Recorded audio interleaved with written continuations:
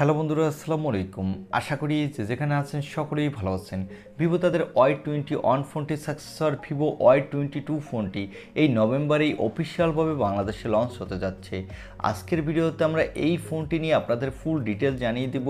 এই ফোনটিতে কী কী স্পেসিফিকেশন দিয়ে ভিভো আমাদের মাঝে নিয়ে আসতে যাচ্ছে, আর এই ফোনটির দাম কত হতে যাচ্ছে।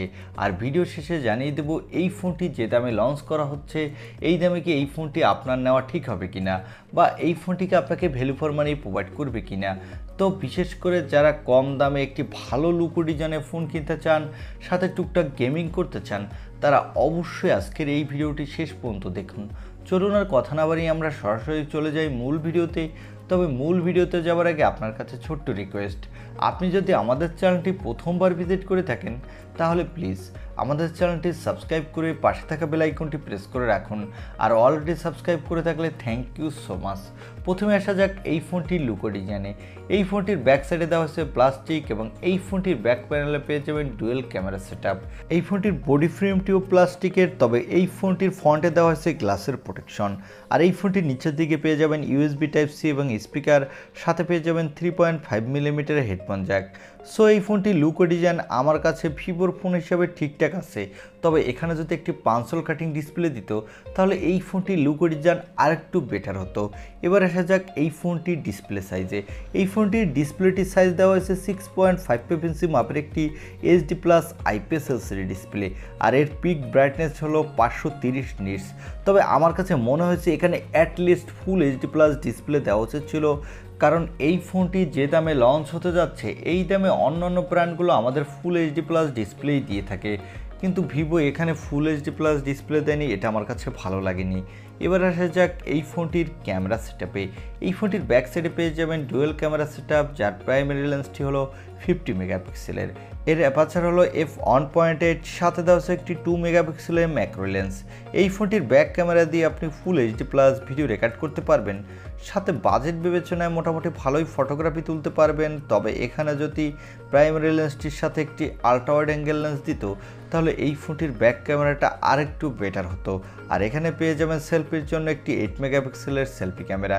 এই ক্যামেরাটি দিয়েও আপনি full HD plus video record করতে পারবেন, সাথে মোটামুটি কোয়ালিটির সেলফি তুলতে পারবেন।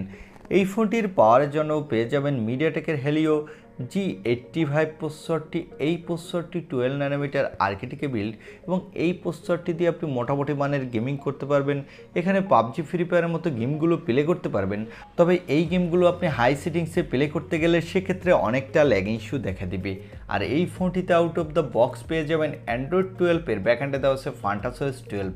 এখানে সিকিউরিটির জন্য দেওয়া হয়েছে সাইড মাউন্টেড ফিঙ্গারপ্রিন্ট সেন্সর। তবে এই ফোনটির যে ফিচারটি আমার কাছে সব থেকে ভালো লেগেছে তা হলো এই ফোনটিতে এত কম দামে দেওয়া হয়েছে IP5X রেটিং, অর্থাৎ এই ফোনটি ডাস্টপ্রুফ হবে, এবং এই ফোনটিতে দেওয়া হয়েছে IPX4 রেটিং, যার ফলে এই ফোনটি হালকা পাতলা পানিতে ভিজলেও কোনো সমস্যা হবে না। আর এই ফোনটিতে ব্যাটারির জন্য পেয়ে যাবেন 5000 mAh এর একটি ব্যাটারি, সাথে পেয়ে যাবেন 18 ওয়াটের একটি ফাস্ট চার্জার। তবে এখানে ভালো ব্যাপার হলো এখানে দেওয়া হয়েছে extra dedicated micro SD card slot, যার ফলে আপনি চাইলেই আপনার ইচ্ছা মতো স্টোরেজ বাড়িয়ে নিতে পারবেন। আর এই ফোনটি আপনি 3টি কালার ভেরিয়েন্টে মার্কেটে পাবেন। এবারে জানিয়ে দেব এই ফোনটি বাংলাদেশে কত দামে লঞ্চ হতে পারে, আর এই ফোনটি বাংলাদেশে যে দামে লঞ্চ হচ্ছে এই দামে কি এই ফোনটি আপনার নেওয়া ঠিক হবে কিনা, বা এই ফোনটি আপনাকে ভ্যালু ফর মানি প্রোভাইড করবে কিনা। এই ফোনটি বাংলাদেশে অফিসিয়ালভাবে নভেম্বর মাসের মধ্যেই লঞ্চ হবে।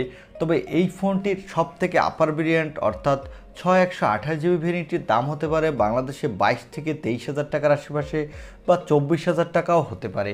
কেননা বর্তমান মার্কেটে বাংলাদেশের মার্কেটে প্রতিটি ফোনের দাম সব কোম্পানি বেশি রাখে, সেই হিসাবে এই ফোনটির দামও অনেক বেশি রাখবে ভিভো, এটার কনফার্ম। তবে এই ফোনটি আমার মনে হয় না এত বেশি দাম দিয়ে এই ফোনটি কেনা ঠিক হবে, কারণ এই ফোনটিতে দেওয়া হয়নি তেমন কোনো ভালো প্রসেসর, যে প্রসেসরটি দিয়ে আপনি ভালো গেমিং করতে পারবেন। তাছাড়া এই ফোনটির ডিসপ্লেটাও ততটা বেটার না এবং ক্যামেরাটাও ততটা বেটার না, তাই আমার মনে হয় এই ফোনটি এই বাজেটে না কেনাটাই বেটার হবে। এই ছিল ভিভো Y22 এই ফোনটি ছোটোখাটো একটি রিভিউ। আই হোপ ভিডিওটি আপনার ভালো লেগেছে, আর ভিডিওটি যদি ভালোই লেগে থাকে তাহলে অবশ্যই একটি লাইক দিয়ে আমাদের চ্যানেলটি সাবস্ক্রাইব করে পাশে থাকা বেল আইকনটি প্রেস করে রাখুন। দেখা হবে অন্য কোনো ভিডিওতে। আজকের মতো আল্লাহ হাফেজ।